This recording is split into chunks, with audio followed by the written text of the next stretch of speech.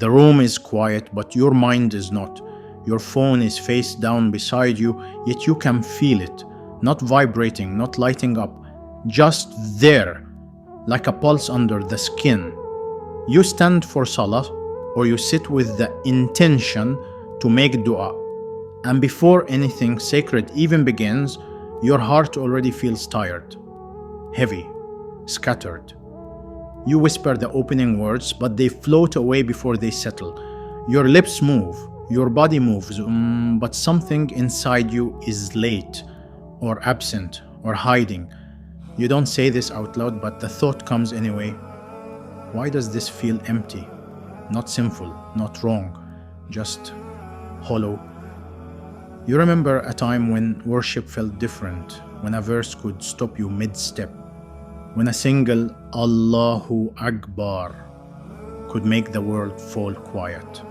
Now even silence feels loud, even stillness feels crowded, and you wonder, quietly, almost with guilt, what happened to my khushu? You try to blame yourself, but the blame doesn't stick. You're not careless, you're not intentionally distant. You still believe, you still pray, you still hope. Yet something keeps pulling your attention apart, fragment by fragment, until your heart feels like a place people pass through, not a place they stay. You scroll when you don't want to. You check things you already checked. You open apps with no intention, as if your fingers know a life your heart didn't agree to. And the scariest part isn't the distraction itself. It's the numbness it leaves behind. You sit with the Quran open and your eyes move faster than your heart. You hear reminders, but they land softly, like rain on stone that hasn't cracked yet. You don't feel rebellious, you feel dulled. Like your soul has been wrapped in too many layers to feel the sharpness of truth. You ask yourself questions you don't like asking. Is my man weaker than it used to be? Why does my dua feel like it stops halfway to the sky? Why do I rush through prayer just to return to a world that never actually satisfies me? And then comes the quiet fear, the one you don't share with anyone. What if this is permanent? What if I never feel close again? You don't notice when it started. There was no announcement, no clear fall, just a slow replacement. Moments that used to belong to reflection were filled with noise. Pauses that used to invite remembrance were filled with updates. Silence was no longer empty. It became uncomfortable. So you filled it, again and again, until your heart forgot how to sit alone. Constant distraction doesn't arrive violently. It arrives politely. It asks for just a second, just a glance, just one more swipe, and you give it because it doesn't feel dangerous. It feels normal, but slowly, almost invisibly, it trains your soul to flee from depth. You become used to stimulation, not presence, reaction, not reflection. Your heart learns to stay on the surface, where nothing demands too much and nothing hurts too deeply. And khushu, real khushu, cannot survive on the surface because khushu is not loud. It does not compete, it does not shout to be noticed. It waits in stillness. It asks for slowness. It asks for a heart that can remain in one place long enough to be seen. Allah describes the believers not as perfect, but as present. قَدْ أَفْلَحَ الْمُؤْمِنُونَ الَّذِينَ هُمْ فِي صَلَاتِهِمْ خَاشِعُونَ. Successful indeed are the believers, those who are humble and fully present in their prayer. Quran 23, 1-2.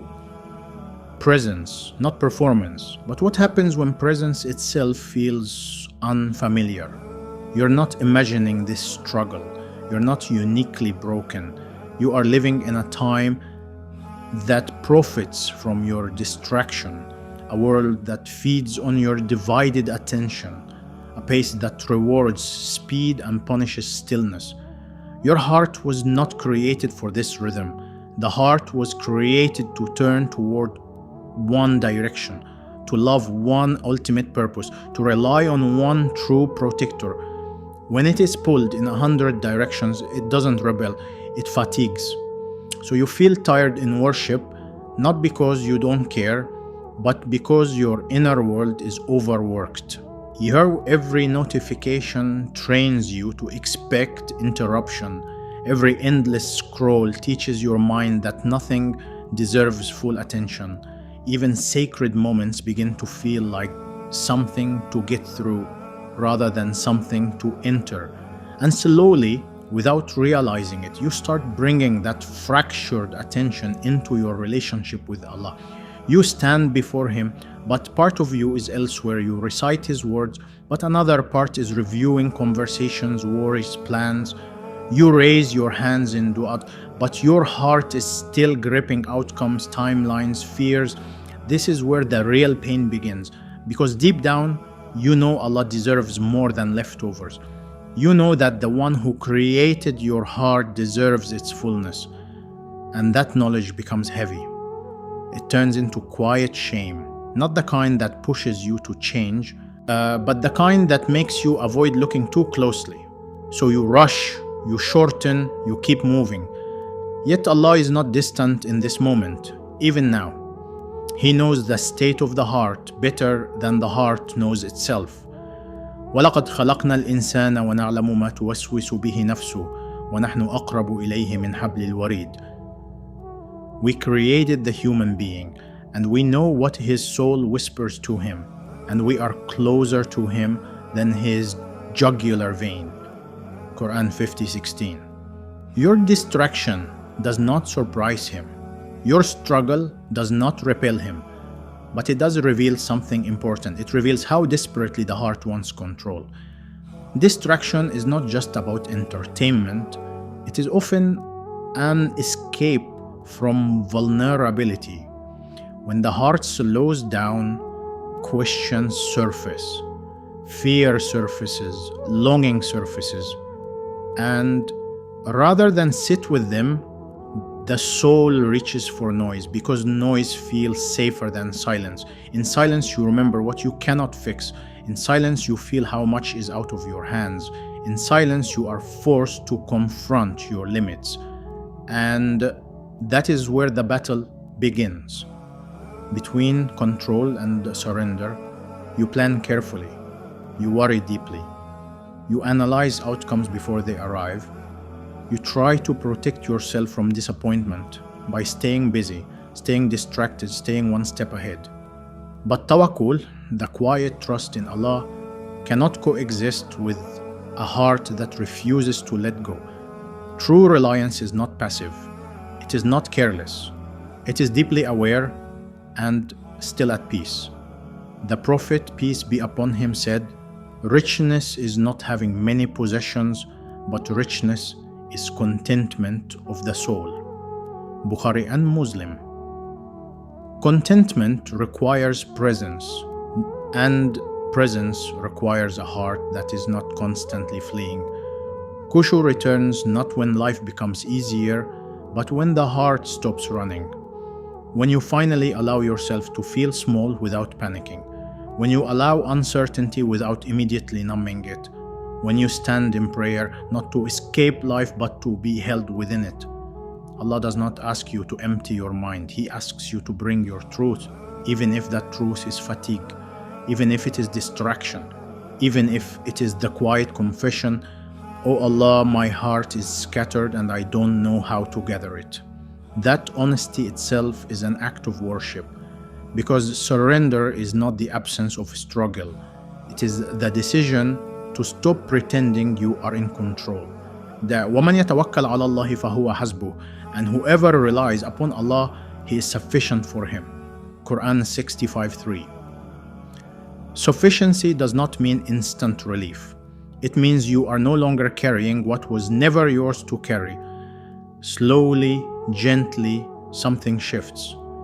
The phone becomes quieter, not because it disappears, but because it loses authority. The heart begins to remember what it feels like to stay, to linger on a verse, to pause after a dua, to sit in stillness without fear. Khushu returns the way dawn returns, not all at once, not dramatically, but faithfully. And one day, you notice it. A prayer where time loosens its grip. A moment where your heart bows before your body does. A silence that feels full instead of empty. You realize then that Allah never left. It was your heart that was exhausted, distracted, overstimulated, afraid of stillness. And even through that, He remained, waiting, near, gentle, not demanding perfection, only presence. So you stand again, not rushed, not numb, just human. And for the first time in a long while, your heart stays. Before this video ends, take a moment. Not to rush, not to scroll, just to sit with what you have heard. Because reminders are not meant to pass through the ears and disappear. They are meant to pause the heart. Life moves quickly. Days blend into each other. Weeks pass without notice. We wake up, we work, we speak, we sleep, and we repeat. And in the middle of all that movement, the heart slowly forgets what it was created for. Not comfort, not constant happiness, not endless distraction. The heart was created to know Allah. That is why no matter how much a person achieves, something still feels missing when Allah is distant.